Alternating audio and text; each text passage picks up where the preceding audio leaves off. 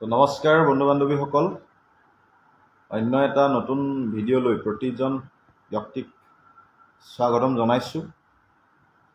আশা কৰোঁ প্ৰতিজন ব্যক্তি ভালে আছে, প্ৰতিজন ব্যক্তিয়ে নিজৰ জীৱনত কৰিবলগীয়া সকলো কাম কৰি আছে আৰু সকলোৱে কৰি যাওক তাৰ জ্ঞাতাৰ্থে আজি কেইটামান বিশেষ কথা ক'বৰ কাৰণে এই ভিডিঅ'টো বনোৱা হৈছে।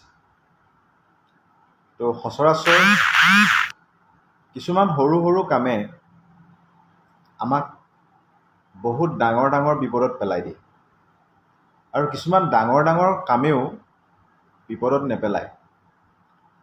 তাৰ ভিতৰত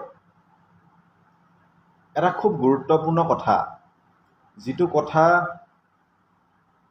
মই নিজে ভুক্তভোগী আৰু মোৰ সতীৰ্থ কেইবাজনো ভুক্তভোগী, যাৰ কাৰণে বহু কিছু তথ্য ৰিচাৰ্চ কৰাৰ পাছত এই ভিডিঅ'টো প্ৰস্তুত কৰা হৈছে।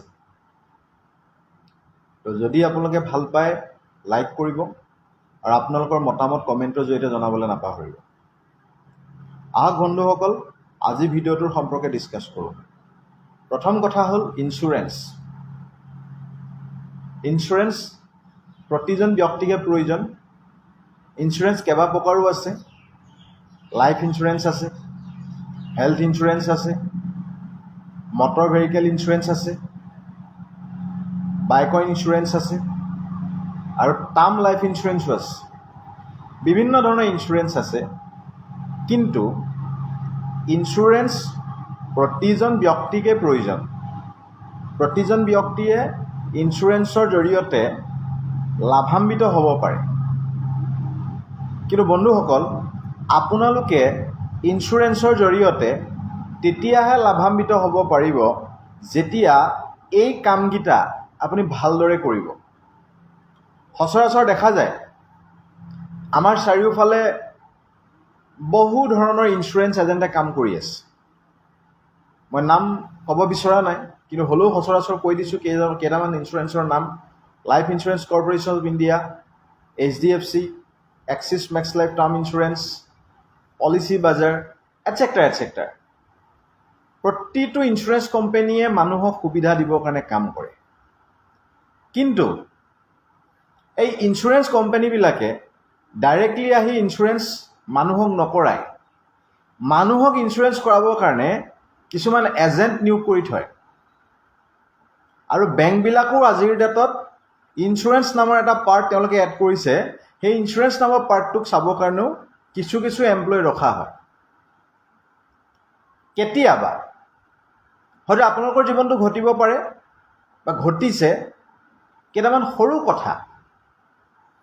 আপোনাৰ লগত এজন ব্যক্তিয়ে ইঞ্চুৰেঞ্চৰ কথা পাতিলে, ইঞ্চুৰেঞ্চটো কথা পতাৰ পাছত আপুনিও মাইণ্ডছেট কৰিলে যে মই ইঞ্চুৰেঞ্চ কৰাৰ প্ৰয়োজন আছে।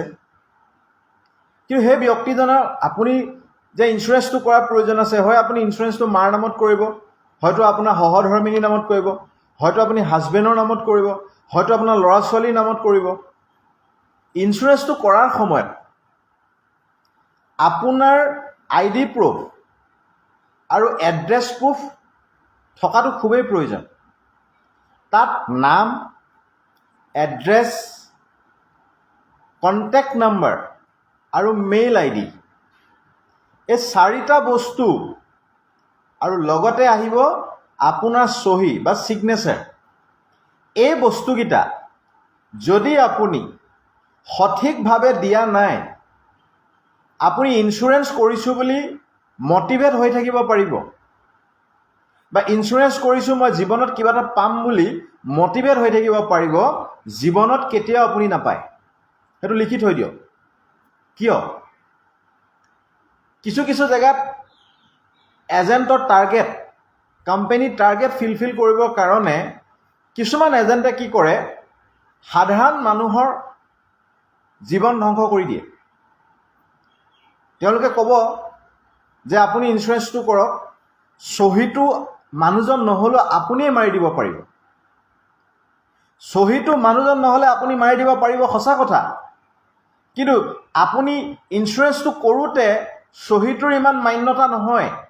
ইঞ্চুৰেঞ্চটো কৰোঁতে আপোনাৰ যদি ফোন নাম্বাৰটো যদি তেখেতৰ ফোন নাম্বাৰ দিছে সেইটো মান্যতা নহয়, আপোনাৰ মেইল আই ডি যদি তেখেতৰ মেইল আই ডি দিছে সেইটো মান্যতা নহয়। কিন্তু যেতিয়া আপুনি বিপদত পৰিব, বিপদত পৰোঁতে সেই ইঞ্চুৰেঞ্চ এজেণ্টজনক আপুনি বাৰে প্ৰতি ফোন কৰিলেও আপোনাৰ বিপদটোৰ পৰা ৰক্ষা কৰিবলৈ 100%ৰ ভিতৰত 60% মানুহে নাহে। কাৰণ ক্লেইম যেতিয়া আপুনি ছাবমিট কৰে তাত যদি name, address, contact details, phone number, mail I D এই সকলোবোৰ তথ্য কাৰেক্ট নাথাকে, যিকোনো মুহূৰ্তত আপোনাৰ ক্লেইম ৰিজেক্ট হ'ব পাৰে। এইটো হ'ল আমাৰ লাইফ ইঞ্চুৰেঞ্চৰ ক্ষেত্ৰত। এতিয়া সচৰাচৰ আপুনি ধৰি লওক আপুনি এখন গাড়ী ইঞ্চুৰেঞ্চ কৰিছে বা আপুনি এখন মটৰচাইকেলৰ ইঞ্চুৰেঞ্চ কৰিছে। এতিয়া গাড়ী ইঞ্চুৰেঞ্চৰ ক্ষেত্ৰত কি হয়, ব্ৰকাৰে ইঞ্চুৰেঞ্চটো কৰাৰ আগমুহূৰ্তত কেতিয়াবা ইঞ্চুৰেঞ্চ অ'নাৰজনৰ ডিটেইলছখিনি আপডেট কৰে। কেতিয়াবা যিটো ফাইনেন্স কোম্পানীয়ে সেই গাড়ীখনক ফাইনেন্স কৰি ৰাখিছে সেই ফাইনেন্স কোম্পানীৰ হাইপথেকেশ্যনটো উঠাই দিয়ে, বা কেতিয়াবা হাইপথেকেশ্যন নিদিয়ে, বা এড্ৰেছটোৱে ভুল দিব, বা মেইল আই ডিটো যিটো নিজৰ মৰমতালি থাকে সেই মেইল আই ডিটো দি দিব।